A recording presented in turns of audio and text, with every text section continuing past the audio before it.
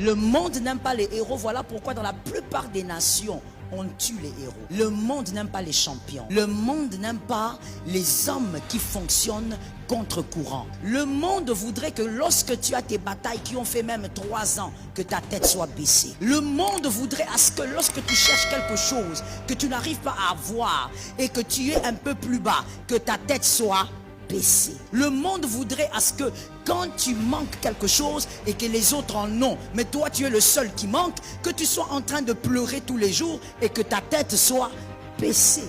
Le monde ne voudrait pas te voir manquer et lever la tête. Le monde ne voudrait pas te voir manquer et marcher ta tête droite.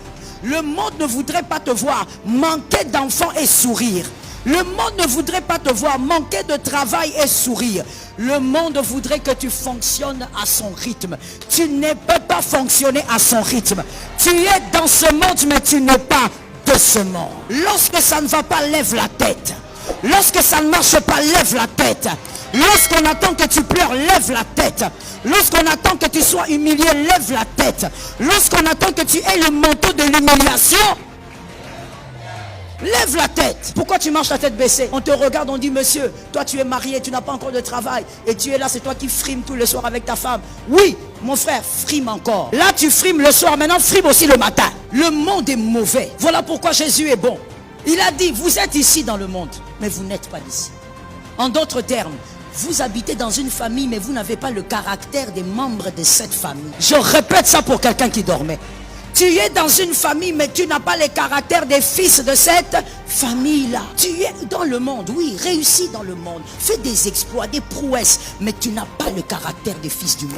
Lorsqu'ils attendent que tu sois démoralisé parce que tu as perdu ton travail, tu vas être démoralisé. Pourquoi? Parce que la perte de ce travail est un point? Non, peut-être même que c'est un boulevard. Ça tombe sur quelqu'un qui a entendu. Peut-être même que c'est un boulevard. Pourquoi tu auras la tête baissée? Lève la tête et dis-toi, Seigneur, avant que je n'apprenne que j'ai perdu ce travail, toi tu le savais. Alors je compte sur toi pour me faire voir ce qui va arriver. Mais pour l'instant, je t'aime encore.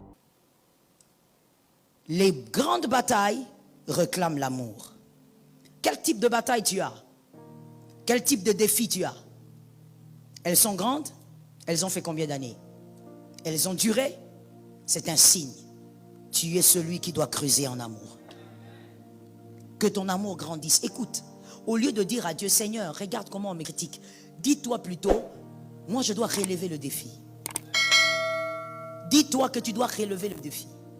De quel défi je parle? Lorsque les hommes te regardent face à tes batailles, ils attendent que tu te fatigues. Démontre-leur. Plus le temps passe, plus tu deviens fort. Est-ce que quelqu'un m'entend bien? Plus le temps passe, plus tu deviens. Vous savez, le monde est monde. Dis à ton frère, le monde est monde. Le monde n'aime pas les héros. Oui. Le monde n'aime pas les héros. Voilà pourquoi dans la plupart des nations, on tue les héros. Le monde n'aime pas les champions. Le monde n'aime pas les hommes qui fonctionnent contre-courant. Le monde voudrait que lorsque tu as tes batailles qui ont fait même 3 ans, que ta tête soit baissée. Le monde voudrait à ce que lorsque tu cherches quelque chose que tu n'arrives pas à avoir et que tu es un peu plus bas, que ta tête soit baissée. Le monde voudrait à ce que quand tu manques quelque chose et que les autres en ont, mais toi tu es le seul qui manque, que tu sois en train de pleurer tous les jours et que ta tête soit baissée. Le monde ne voudrait pas te voir manquer et lever la tête. Le monde ne voudrait pas te voir manquer et marcher ta tête droite. Le monde ne voudrait pas te voir manquer d'enfants et sourire. Le monde ne voudrait pas te voir manquer de travail et sourire. Le monde voudrait que tu fonctionnes à son rythme. Tu ne peux pas fonctionner à son rythme. Tu es dans ce monde, mais tu n'es pas de ce monde. Lorsque ça ne va pas, lève la tête. Lorsque ça ne marche pas, lève la tête. Lorsqu'on attend que tu pleures, lève la tête. Lorsqu'on attend que tu sois humilié, lève la tête. Lorsqu'on attend que tu aies le manteau de l'humiliation, lève la tête. Pourquoi tu marches la tête baissée? On te regarde, on dit monsieur, toi tu es marié, tu n'as pas encore de travail et tu es là, c'est toi qui frimes tous les soirs avec ta femme. Oui, mon frère, frime encore. Là tu frimes le soir, maintenant frime aussi le matin. Le monde est mauvais. Voilà pourquoi Jésus est bon. Il a dit, vous êtes ici dans le monde, mais vous n'êtes pas d'ici. En d'autres termes, vous habitez dans une famille, mais vous n'avez pas le caractère des membres de cette famille-là. Je répète ça pour quelqu'un qui dormait. Tu es dans une famille, mais tu n'as pas le caractère des fils de cette famille-là. Tu es dans le monde, oui, réussis dans le monde, fais des exploits, des prouesses, mais tu n'as pas le caractère des fils du monde. Lorsqu'ils attendent que tu sois démoralisé parce que tu as perdu ton travail, tu vas être démoralisé. Pourquoi? Parce que la perte de ce travail est un point? Non, peut-être même que c'est un boulevard. Ça tombe sur quelqu'un qui a entendu. Peut-être même que c'est un boulevard. Pourquoi tu auras la tête baissée? Lève la tête et dis-toi, Seigneur, avant que je n'apprenne que j'ai perdu ce travail, toi tu le savais. Alors je compte sur toi pour me faire voir ce qui va arriver. Mais pour l'instant, je t'aime encore. Est-ce que quelqu'un m'entend bien? Laisse-moi parler aux fils qui m'entendent et aux filles qui m'entendent. Lorsque tu es face à des grands défis, à des batailles, à des moments difficiles, lorsque tu as l'impression que ça s'empire, donne une offrande. Donne une offrande quand tu es béni, donne une offrande quand tu vas mal. Je n'ai pas entendu les amens. Dis à Dieu, je te rends grâce parce que toi tu as permis que je perde ce travail. Voici l'offrande, je te rends grâce pour ça. Mon frère, tu dois fonctionner à contre-courant, différemment du monde, que ta tête ne soit jamais baissée à cause de ce qui te manque. L'amour de Dieu est là, c'est suffisant. C'est Dieu qui réalise les grandes choses au milieu des élus. J'ai entendu 2 amens. C'est Dieu qui accomplit les grandes choses au milieu des élus. Fais grandir ton amour. My God, il y a une sœur qui me disait, l'ignorance c'est pas bien mon frère. Il y a une sœur qui me disait, pasteur, moi je peux pas aller évangéliser. Quand vous appelez les femmes évangélisées, moi j'ai pas le courage. Comment tu veux que j'évangélise? Regarde, j'ai 12 ans de mariage, j'ai pas d'enfant. Qu'est-ce que si les gens m'arrêtent, ils me posent la question, qu'est-ce qu'a fait ton Dieu? Qu'est-ce que je veux dire? Je regarde la femme, j'ai dit, oh my God, c'est à cause de vous que certaines personnes dans le monde croient que l'on souille Dieu à cause de ce qu'il donne. On ne parle pas de Jésus à cause de ce qu'il donne. Et d'ailleurs, ne gagne pas celui qui viendra à Dieu à cause de ce que Dieu donne. La chrétienté n'est pas l'école maternelle. Là où nous venons comme ça, quand on arrive, allez, il y a des maîtresses qui viennent avec des bonbons, avec des biscuits. La chrétienté n'est pas l'école maternelle. Nous venons à Christ parce qu'il nous a aimés le premier. Point. Je reprends ça pour celui qui était derrière. Nous aimons Christ parce qu'il nous a aimés le premier. Point. Le reste, c'est un bonus. La Bible dit, cherchez d'abord le royaume. Tout le reste vous sera donné. Le reste, c'est un bonus. D'ailleurs, laisse-moi te dire quelque chose, mon frère. En Christ, nous demandons à Dieu parce que c'est un bon papa. Mais au-delà de ce que nous demandons, il donne beaucoup plus. Tu ne peux pas dire à ton âme, comment je vais aller évangéliser? Je n'ai pas de travail. Qu'est-ce que je veux dire aux gens? Dis aux gens que Jésus les aime. Oh my God. Jean 3,16. Dieu a tant aimé le monde, il a donné. Ne dis pas aux gens, venez à Jésus, vous aurez le mariage. Attends, il n'est pas un donneur de mariage. Qu'est-ce que tu racontes? Je parle ou je laisse? Je parle ou je laisse? Dieu donne la femme, il ne donne pas le mariage. Réfléchis. La Bible dit, la bonne femme est un don venant de Dieu. Le mariage, c'est toi qui le fais.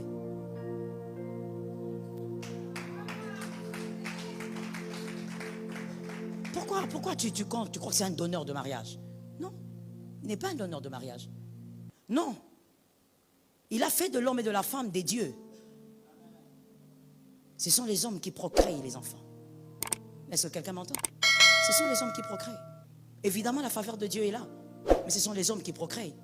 Tu ne vas pas dire à Dieu, du Seigneur, s'il te plaît, la tâche devient difficile, viens un peu. Je parle ou je laisse? Je choque ou je choque pas? Non.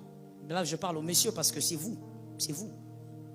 Tu ne vas pas dire à Dieu, pendant que tu es avec ta femme, Seigneur, un petit coup de pouce. C'est un peu compliqué ici, je n'arrive pas à comprendre. J'ai des crampes. Non, attends. À chacun son travail. Est-ce que quelqu'un m'entend bien? À chacun. Oui, Dieu a déjà mis les bornes. Ne déplace pas les bornes qu'ont placées les anciens. Alors toi tu es là, tu dis non, moi je ne peux pas aller évangéliser parce que je n'ai pas de maison, je vis à l'église. Qu'est-ce que je veux dire aux gens? Tu vas dire aux gens, Jésus les aime. On vient à Jésus parce que Jésus nous aime. Le monde ne pourra pas nous aimer. Est-ce que quelqu'un m'entend bien? Le monde ne pourra pas nous aimer. Tu peux avoir un meilleur ami. Tu as ton ami qui s'appelle Léonel, tu l'aimes beaucoup. Tu as ton ami qui s'appelle Enoch, tu l'aimes beaucoup.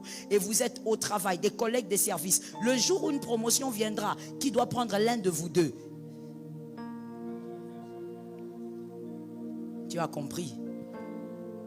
Le jour qu'une promotion viendra, et il y a vos deux noms sur la table, je t'assure, ton meilleur ami ne te choisira pas toi. Et même toi, tu ne choisiras pas ton meilleur ami. Alors je dis à quelqu'un, tu n'as pas besoin d'avoir pour dire à une personne, viens à Jésus. Tu as besoin d'aimer Jésus. On évangélise parce qu'on aime Jésus. Et on dit aux hommes, venez à Jésus parce qu'il donne la vie. Pas la maison, pas la voiture, la vie. Ah, je sens une onction. On dit aux hommes, venez à Jésus parce qu'il est le donneur de la vie. Et la vie dont on parle, ce n'est pas que terrestre, elle est aussi éternelle. C'est à cause de ça que je peux perdre mon parent, mais je n'ai pas trop mal parce que je sais que je la reverrai ou je le reverrai parce que mon cœur est rempli d'amour et de vie. Je sais qu'après cette vie, il y a une autre vie. Tu ne dis pas aux gens, venez à Jésus parce qu'il donne un mariage. Non. Lorsque la bataille est grande, que ton amour grandisse pour Jésus. Lève ta tête face à tous les défis. Lève ta tête face à toutes les batailles. N'attends pas. Vous savez, moi je dis ceci par rapport à une chanson que j'aime beaucoup, mais c'est juste cette phrase-là que je change un peu. Je crois qu'il y a, la plupart connaissent. Moi je ne veux pas attendre que... Comment cette chanson se chante, pasteur? Miracle et louange. Voilà. Miracle et côte, après on a mis sa louange. Non, non, non. Moi je corrige juste cette phrase-là. Moi je sors la louange avant le miracle. Parce que je ne sors pas la louange à cause du miracle.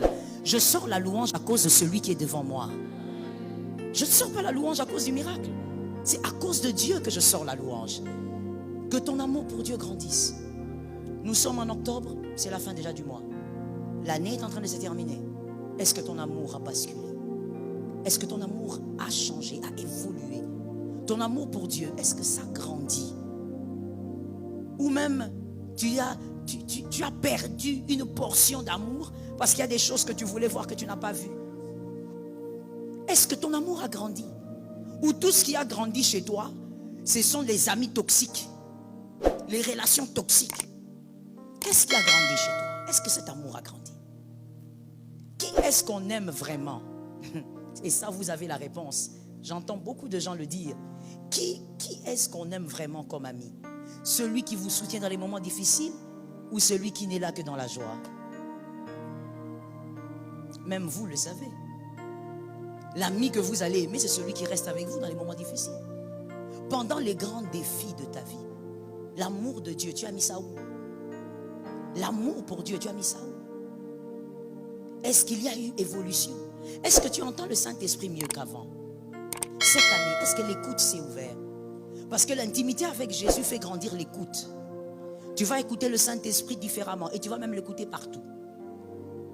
Est-ce que ça a évolué chez toi? L'amour pour Jésus. Que Jésus te donne la victoire. Que Jésus t'aide à l'aimer.